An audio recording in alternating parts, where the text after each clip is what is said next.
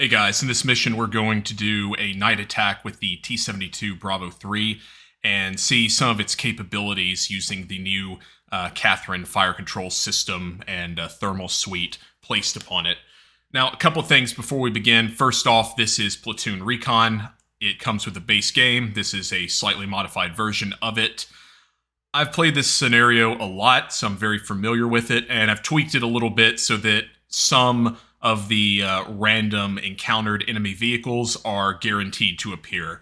Bottom line, that's to give you, the viewer, an actual look at how the fire control system works and operates, as well as showcase the advantage of the T-72B3, which we're going to be using, versus the standard T-72, I think it's the M1 model, I believe, with its passive IR. As the name suggests, we're going to be conducting this at night. Good lord, it's hard to see. And yeah, it's going to be very interesting as we go through. One of the viewers asked about the use of active protection, so I equipped these with AVEPs, and the wiki stated that removing all of the stored ammunition makes the tanks a little bit more durable due to added protection to the carousel within the tanks itself.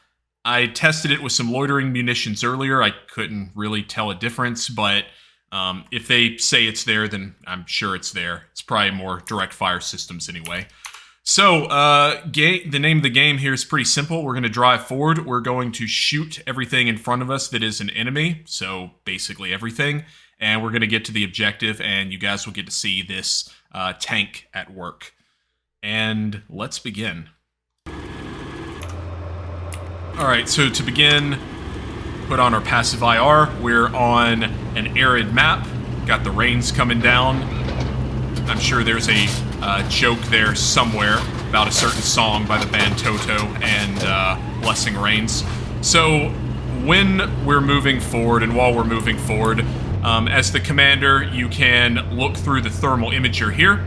We're gonna have to press F2, and this requires the cupola to be rotated 180 degrees, so you can actually sit down far enough to see the thermal viewer itself. And we can take control of this. I'll use the Alt key and insert, for example. Normally insert indexes Sabo or tells the gunner to index Sabo. In this case, takes over control of the turret. You can slew it. It's kind of slow from the commander's position, but that's fine. It's not really meant for you to be shooting from. But we're going to do it, and it'll be great. To give the control back to the gunner, Alt, page down, and now he's got control again. Okay, so we're going to move forward, deploy into a wedge right past that tree line. There should be a platoon of T-72s basically coming through in this vicinity. That will probably be our first engagement if we don't happen to hit some PCs or personnel carriers that will come forward first. And again, as I go through editing this, if you see any cuts in the video, nothing happened during that time. I'm just doing it so you're not sitting here watching me drive across a landscape at night. Alright, we're in the gunner's position. We've spied our first target, a PC. We're going to scan, laze, look at the manual tracking. There it went, locked on again, and fire. Target. All right. Re-engage. Lost out of sight, but you can kind of see it there. And we're gonna fire again. Fire, fire. Target. That's a hit. Reload.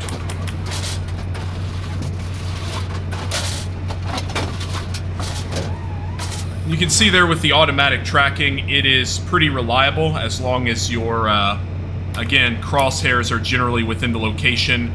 It'll pick back up, reacquire dead center, and you can adjust it as well for a bit of fine-tuning, or you can press the O key, and that drops the automatic target tracking, and you're not worried about using that at that point. I'm going to switch back to the commander's position, start continuing to scan, and we'll see when we run into the next contact and how that engagement goes overall.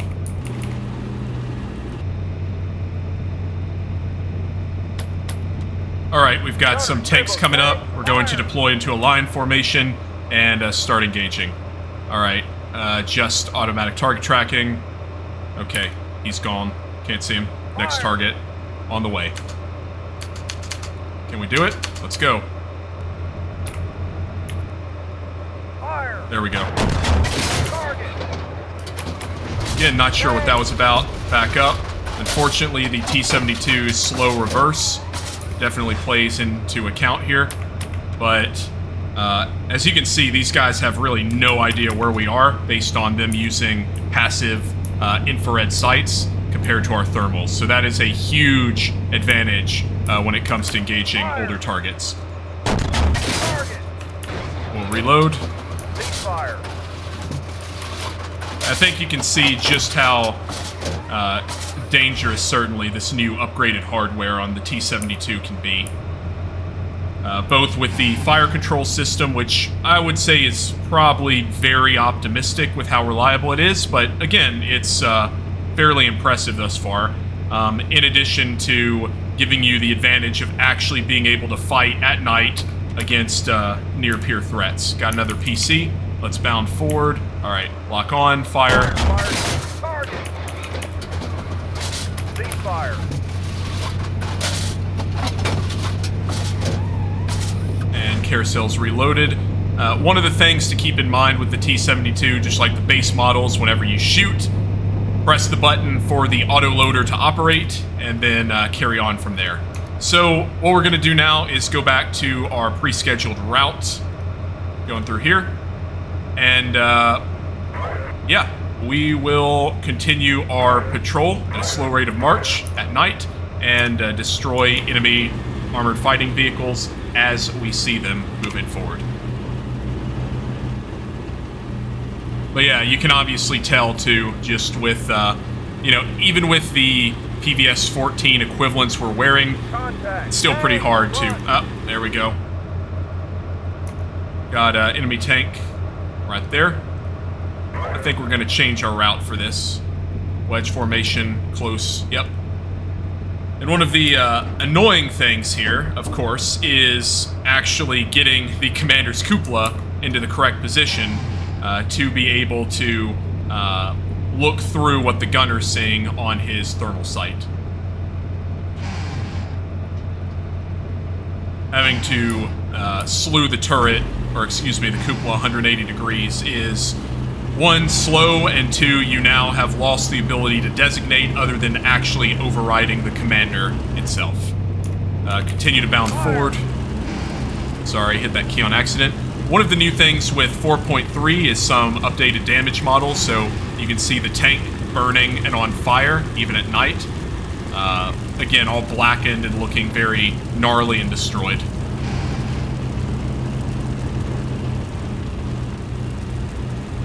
Anyway, we'll continue our movement. I think at this point we're going to just go through this vicinity, shoot that guy, see if anything's here. I know there's infantry who spawn on this hill. Yep, there we go. So I want to avoid fighting those at night. One of the things I've noticed as well with the T-72 in general is being very low to the ground. It's a lot more difficult fighting on a reverse slope. You've really got to crest the hill to actually be able to see beyond it. Compared to, say, an M1A2 or a Leopard 2A5, where the vehicle's naturally sits higher, so you've just got a little bit better of an ability to actually see behind those areas. So a thing to consider if you're planning on using this tank in any missions that you're creating in the future. All right, and we'll continue moving to contact and come back when something happens.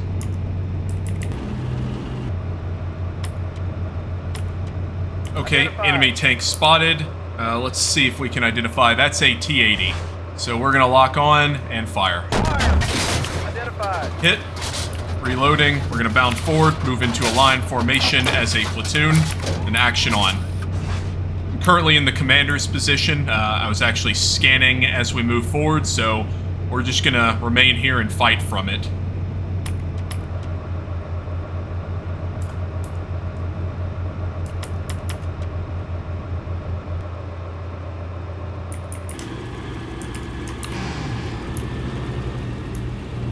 Gunner the ability to scan while we traverse through some of the terrain real quick. We we've got a good hit on him, but sure enough, he's still going to be active, I'm sure. Disappeared through these trees back here, bounding backwards, probably to get into a better position, so we've got to be real careful moving forward.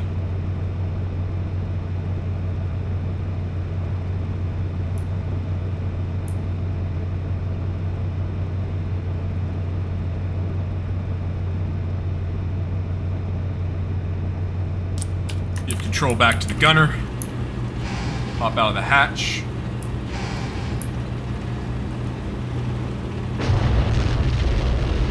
That's some ammunition cooking off from a previous target that we hit.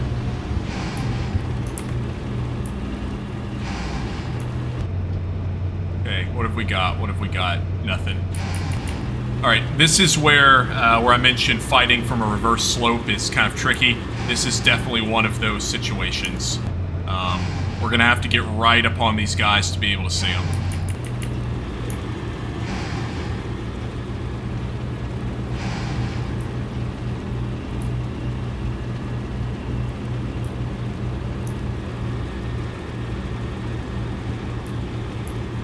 I'm going to stop here, scan real quick. Oh, I think I see him. Can't tell. Or is that the road? Nope, that's just part of the road. Alright. Can be tricky at night.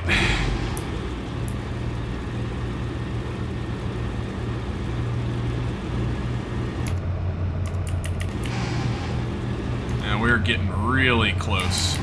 Let me do a short count, see if I can hear where this guy is.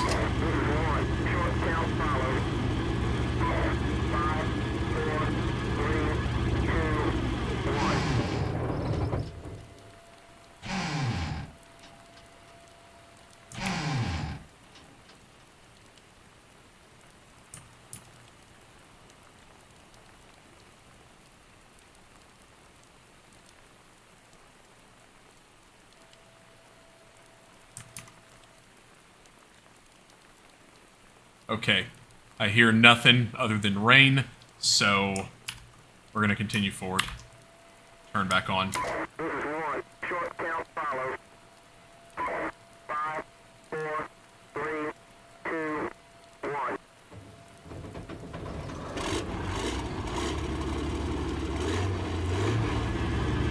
Gotta rev the heck out of that diesel. Alright, let's go.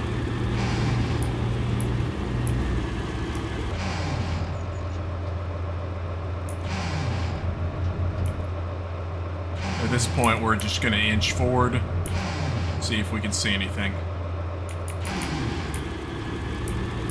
Would use the binos, but they're kind of useless right now, with it being so dark.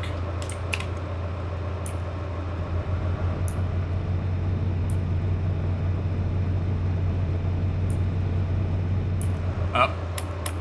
There's something. I think that's a, ooh, I can't tell. Can't tell if that's a PC or a tank. I think it's right behind, nope, that's a tank. Alright, let's, get a laze. There we go. Fire. And nailed him.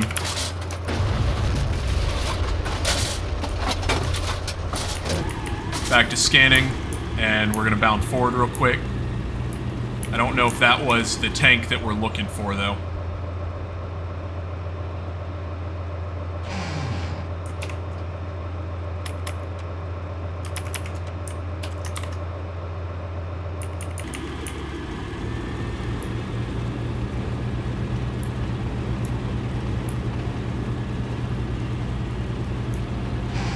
I guess if we get into contact, well, you'll get to see the active protection system at work. But as of right now, I think we're okay. I'm gonna move to a wedge formation, just because I don't really know what's to my left and my right, and want to get our tanks into a slightly better position to react.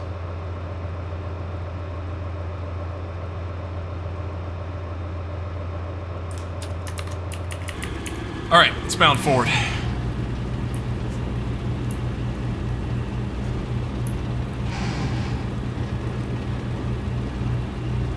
What I What I think we'll do is go right through here, kind of heading towards the burning wreckage in the distance, which thankfully can be seen pretty well at night.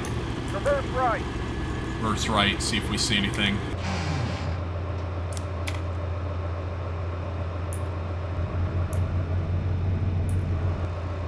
I think it's probably just some buildings and some water, I believe, over there. But that's fine. Okay. Hand it back to the gunner. And let's get going.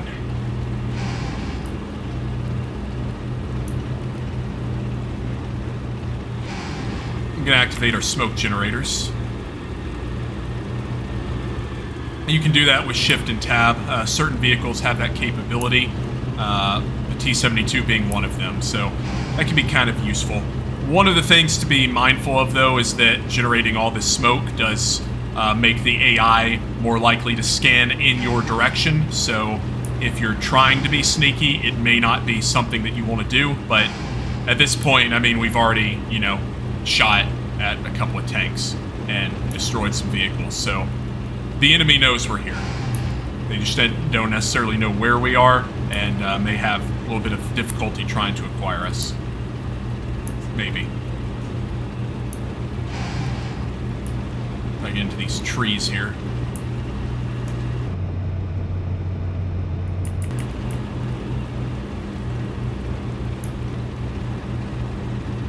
We're going to remain at a slow rate of march.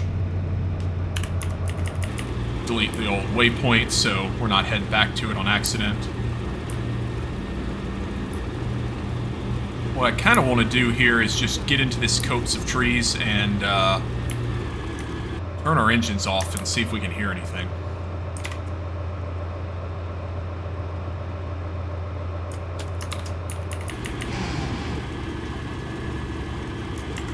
And that includes the smoke generators. So I'll go ahead and do a short count again.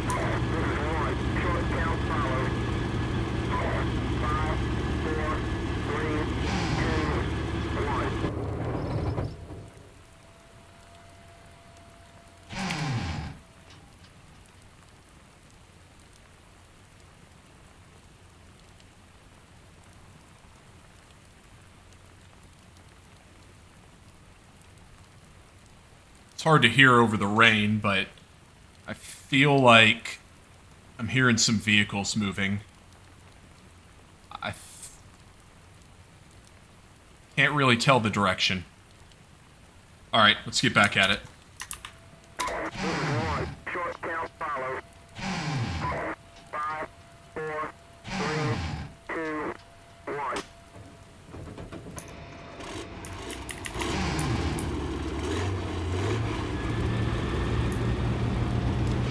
And for those of you who don't know, the reason you're doing a short count is to really prevent the enemy from just being able to hear how many vehicles that you have as you're turning off.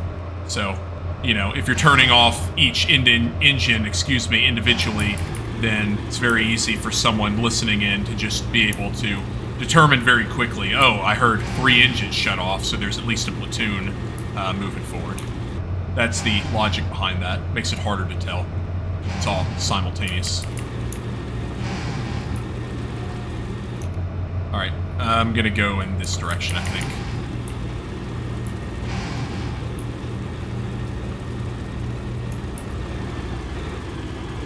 Come on, guys, let's go.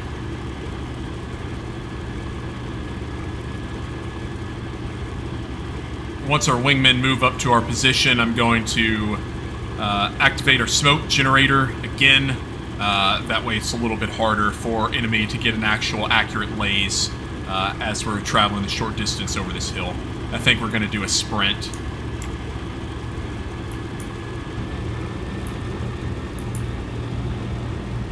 So speed number 2, and we'll proceed forward.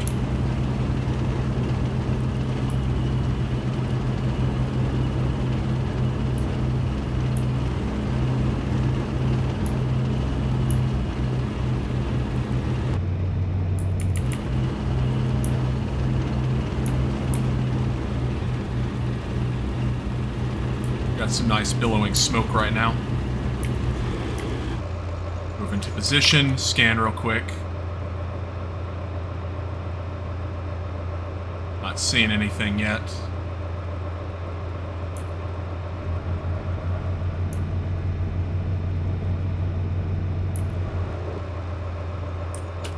Alright, give control back to the gunner, and let's go.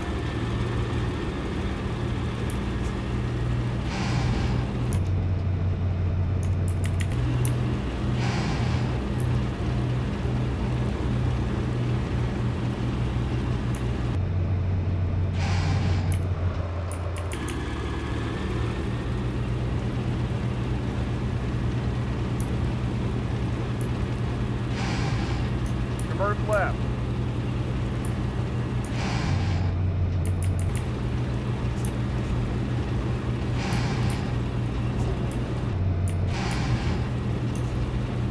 To hit our head on a branch.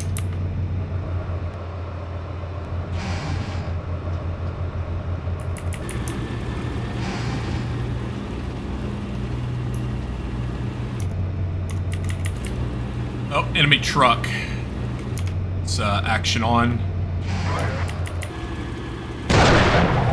Whew. All right, they got him.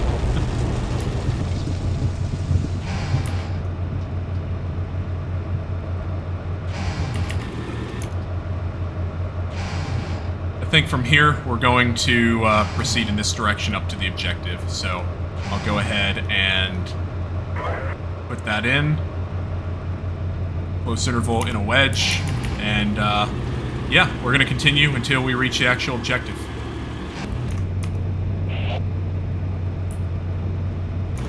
All right, we've reached the objective, and that is the end of the mission. So we'll go through here.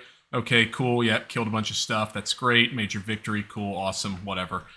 So some of the things of note here is that, obviously, as you've been able to tell, the T-72B3 has a very effective fire control system. Let's actually look and see how close we are at this engagement when we get the first round off. So we've got that T-72 M1, so them using the passive IR sensor, being shot at by one of my wingmen, I think, here. Yeah, and, oh, I think we got a nice shot of me sending the next round off to hit the center tank there. So that's kind of cool. But, yep, 1-4 basically fired and destroyed that other tank. That's actually a kind of cool shot. But, anyway, some great things you got there, new heat blur effect, etc. Makes it look very scenic for sure. I mean, that's actually pretty cool. I might use that for the thumbnail for this video. Who knows? Anyway, carrying on. What we're looking at as far as engagement distances here is we're legitimately like 800, I think, meters-ish, somewhere around there. And as you can tell, we can see them. They can't see us. And we just absolutely, you know, that's probably like 500 meters or something. Let's see what this looks like on the map. I mean, good Lord, like, we're just ridiculously close in this case. And they had absolutely no idea that we were there. So that's pretty cool for sure. Other aspects with the T-72B3, as you can tell, now you finally have a Warsaw Pact style vehicle that can fight at night effectively. So I expect there to be a bit more night missions featuring the T-72, where you're not just wandering around in the dark, trying to find the enemy and, you know, it being weird. And also as well, the fire control system, like we said, is very capable. So I expect in some of Arcanium games with Nike Ajax using this. Let me actually see if that was the same tank that we engaged. It was, in fact, not. Okay, so he kind of retreated, and I don't know what happened here. Did he get stuck on something? No, he's just kind of hanging out in this position. So, yeah, carrying on. Basically, with Nike Ajax, with Canium, I expect him to be using these to some pretty deadly effect. Now, we didn't use any of the ATGMs. One, I didn't have them loaded for this mission, and two, really, they're not, like, you know, this is not a map where they'd really be effective. You've got to have, in my opinion, about 5 kilometers or so a clear line of sight to the enemy, and they need to be advancing forward. So I see those working really well for the defense. Offense is a lot more situational. And again, even to use the things, you have to have them loaded in the first place. So that's pretty cool. Again, got a good shot, good hit on that tank, T-80 there. And then, yeah, we basically carried on and went to the objective itself. So again, not really showcasing how great I am tactically at this mission. I just wanted to showcase how the T-72B3 performs at night, which, as you can see, this is not a tank to sit on. It is quite deadly when employed in a good tactical manner for someone who understands how to actually use this thing. Anyway, in the future, what I plan on doing is showcasing the T-72B3 paired with a platoon of BMP-2s and executing some company team level operations. In the meantime, if you guys have not joined the Tank Sim Discord, please do so. There's a lot of good discussions there, and the link is in the description. So you've got guys who enjoy Steel Beast and other armor simulations, and again, would love to see you there and talk to you about some tanking. Anyway, that's all I've got, so happy beastin', and see you later.